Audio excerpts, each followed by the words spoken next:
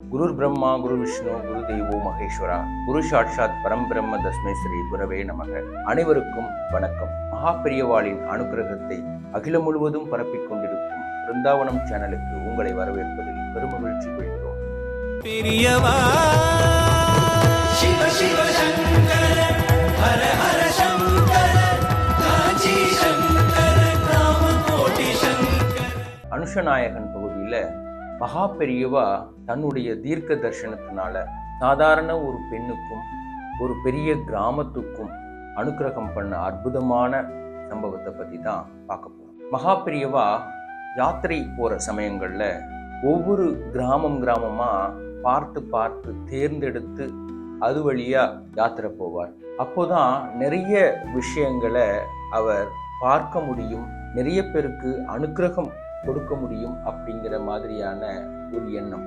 எல்லா கிராம மக்களுக்கும் தன்னுடைய அனுக்கிரகமும் தன்னுடைய உபதேசங்களும் கிடைக்கணும் அப்படின்னு பெரியவா தேடி தேடி போய் அதை பண்ணினார்.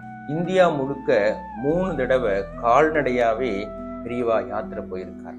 அப்படி ஒரு சமயம் ஒரு கிராமத்துல பெரியவா முகாம் போட்டிருந்தார். அங்கிருந்த மக்கள் எல்லாம் தெய்வமே நேர்ல வந்திருக்கு அப்படின்னு தினமும் போய் பெரியவாளை தரிசனம் பண்ணி நமஸ்காரம் பண்ணி பெரியவா கிட்ட ஆசீர்வாதமும் அனுக்கிரகமும் வாங்கிட்டாங்க.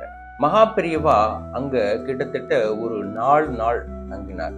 இங்க இருக்கிற கிராம மக்களுக்கு ஒரு பெரிய குறை இருந்தது. அதை பெரியவா கிட்ட சொல்லலாமா வேண்டாமா அப்படின்னு தினமும் யோசிச்சு 4 நாள் கடந்துருச்சு. பெரியவா எப்படியும் அனுக்கிரகம் பண்ணுவார், ஆனா இது பொது பிரச்சனை, இதற்கு பெரியவா எப்படி அனுக்கிரகம் பண்ணி அது எப்படி நடக்கும் அப்படிங்கிற மாதிரியான ஒரு யோசனை அவங்களுக்குள்ள இருந்தது.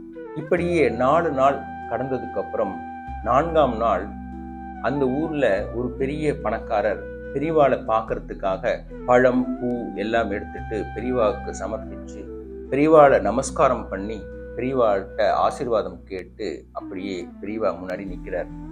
பெரியவா அவரை பார்த்துட்டு கீழே உட்கார சொல்றார். அவருக்கு பெரியவா மேல பக்தி இருந்தது. பெரியவா அந்த பணக்காரரை பார்த்து, உன் மனசுக்குள்ள ஒரு குறை இருக்கு, அதை என்கிட்ட சொல்லணும்னு உனக்கு தோணுதுன்னா சொல்லு அப்படின்னார் பெரியவா.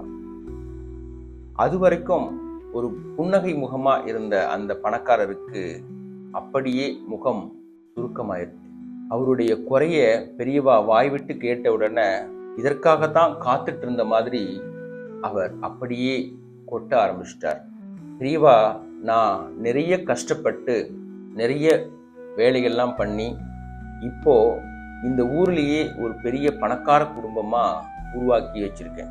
எனக்கு தோட்டம் துறவு வயல் வரப்புன்னு நிறைய சொத்துக்கள்லாம் இருக்கு.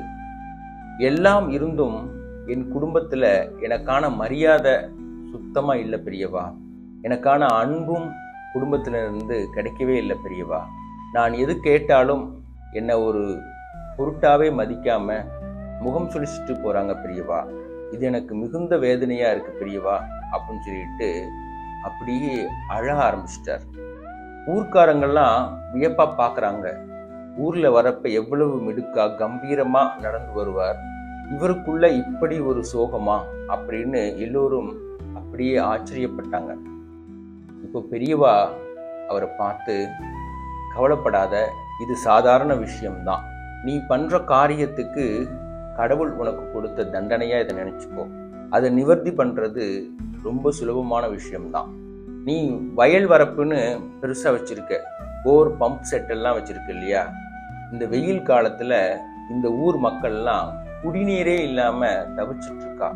அவ குடிநீர் பிடிக்க வரப்பெல்லாம் நீ வேண்டான்னு விரட்டி விட்டுருவ. அப்படி பண்ணாம இந்த ஊர் மக்களுக்கு உன்னோட பம்ப் செட்ல இருந்து குடிநீர் கிடைக்கிறதுக்கான ஏற்பாடு பண்ணு. உன்னோட கிணத்துல இருந்து தண்ணி அவங்க ஈஸியா எடுத்துக்கிற மாதிரி வழி பண்ணு. இந்த ஊருக்கே நீ தண்ணி கொடுத்தீன்னா இந்த ஊர் உன்னை கொண்டாடும், ஊரே உன்னை மரியாதையா பார்க்கும். ஊரே மதிச்சதுன்னா வீட்டுல இருக்கிறவா மதிக்க மாட்டாளா என்ன அப்படின்னு பெரியவா நான் பண்ணின விஷயங்களை நேர்ல பார்த்த மாதிரியே சொன்ன உடனே அவருக்கு அப்பதான் புரிஞ்சது தான் பண்ணிட்டு இருக்கிறது ஒரு பெரிய தப்பு அப்படின்னு. அப்படியே பெரியவா பாதங்கள்ல மறுபடியும் நமஸ்காரமா விழுந்து, இப்பவே நான் போய் என்னுடைய வயல்ல இருக்கிற வேலிகளை எல்லாம் எடுத்துடுறேன் பெரியவா, யார் வேணாலும் வந்து தண்ணி பிடிச்சிக்கிற மாதிரி ஏற்பாடு பண்ணி தந்துடுறேன் பெரியவா அப்படின்னு சொல்லிட்டு கிளம்பிட்டார். இப்ப சுத்தி இருந்த ஊர் மக்கள் கண்கள் எல்லாம் கண்ணீர். அவங்க பெரியவா பாதங்கள்ல நமஸ்காரம் பண்ணிட்டு சொன்ன விஷயம் என்ன அப்படின்னா, பெரியவா, இந்த 4 நாளா உங்கள்கிட்ட சொல்ல தயங்கின விஷயம் இதுதான். ஊர் மக்கள் எல்லாம் குடிநீருக்காக ரொம்ப சிரமப்படுறோம். ஊருக்கு வெளியே இருக்கிற ஒரு குளத்துல போய் தான் தண்ணி எடுக்க வேண்டிய நிலைமை, அதுவும் கலங்கித்தான் போயிருக்கும். இந்த குடிநீர் பிரச்சனைக்கு ஒரு தீர்வு வேணும், உங்கள்கிட்ட கேட்கணும் அப்படின்னு எங்களுக்கு எல்லாம் தோணுச்சு. ஆனா பெரியவா கிட்ட இந்த விஷயத்த கேட்டு பெரியவா ஏதாவது தப்பா நினைச்சுக்கிட்டா என்ன பண்றது அப்படின்னு மனசுக்குள்ளேயே வச்சுக்கிட்டோம்.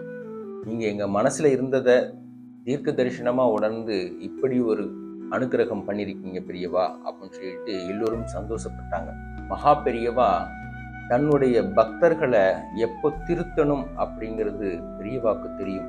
அதை ஒரு நிமிஷத்துல பண்ணிடுவார். அதை விடவும் தன்னுடைய பக்தர்களுக்கு என்ன அனுக்கிரகம் எவ்வளவு விரைவா பண்ணணும் அப்படிங்கிறதும் பெரியவாவுக்கு அத்துப்படி. பெரியவா காஞ்சிபுரத்துல எல்லோருக்கும் தரிசனம் தந்துட்டு இருந்தா. அப்ப நிறைய கூட்டம் அப்படியே நிரம்பி வழிஞ்சுது.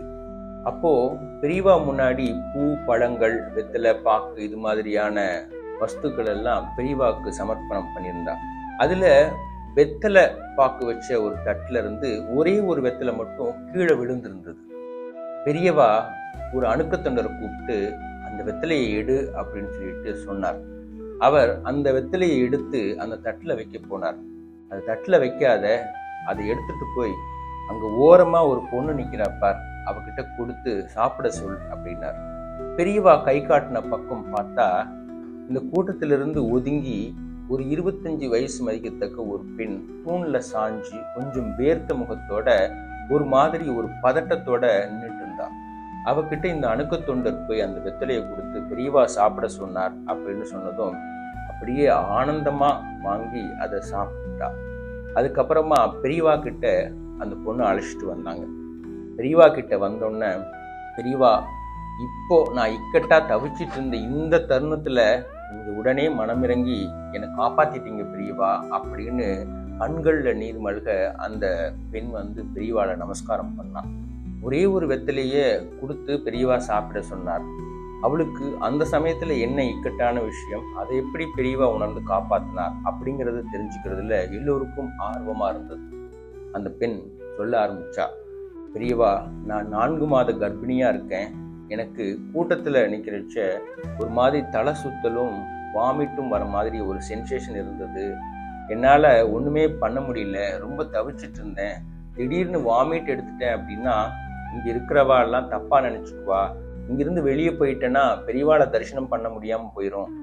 இப்படி இக்கட்டான ஒரு சூழல்ல தான் தவிச்சிட்டு இருந்தேன். என்னால அதுக்கு மேல நிக்க முடியாம இந்த தூண்ல சாஞ்சி மயக்கம் வர மாதிரியான ஒரு நிலைமையில தான் நான் இருந்தேன். எனக்கு இந்த வெத்தலையை கொடுத்த உடனே, அதை நான் சாப்பிட்ட உடனே எனக்குள்ள ஒரு புத்துணர்வு வந்துச்சு. எனக்கு அந்த கொமட்டல் எல்லாம் நின்று நான் ஃப்ரெஷ் ஆயிட்டேன் பெரியவா. இவ்வளோ பேருக்கு மத்தியில நான் தவிக்கிற இந்த தருணத்தையும் உணர்ந்து எனக்காக இப்படி அனுக்கிரகம் பண்ணது பெரிய பாக்கியம் பெரியவா அப்படின்னு சொல்லிட்டு அந்த பெண் தொடர்ந்து சொல்லிட்டே இருந்தா. பெரியவா அவளுக்கு ஆசீர்வாதம் பண்ணி பிரசாதம் கொடுத்து அனுப்பி வச்சார். பெரியவா தன்னுடைய பக்தர்களை அவ்வளவு அனுசரணையா, அவ்வளவு கண்ணும் கருத்துமா பார்த்துக்குவார். மகா பெரியவானுடைய இந்த தெய்வீக அனுக்கிரகத்தை நாம அனுபவிக்க, கேட்க, சந்தோஷப்பட, அவர் கூட இந்த நூற்றாண்டுல வாழ்ந்தோம் அப்படிங்கிறதே நமக்கு மகா பாக்கியம்.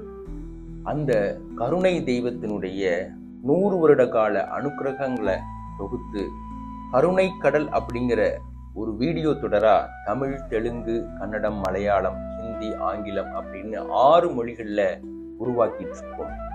இந்த பிரம்மாண்ட காவியத்துக்கு நிறைய பொருட்செலவு ஆகும் அப்படிங்கிறது உங்களுக்கு எல்லாம் தெரியும். இதற்கு மகா பெரியவா இந்த உலகத்துல வாழ்ந்த நாட்களான 36,393 நாட்களை மையமா வச்சு அவ்வளவு அத்தியந்த பக்தர்களை ஒருங்கிணைச்சு இந்த காரியத்தை நடத்த திட்டமிட்டு அதனுடைய வேலைகளும் தொடர்ந்து நடந்துட்டு இருக்கு. இதுல நிறைய அன்பர்கள் தங்களுடைய ஆதரவை தெரிவிச்சிருக்காங்க.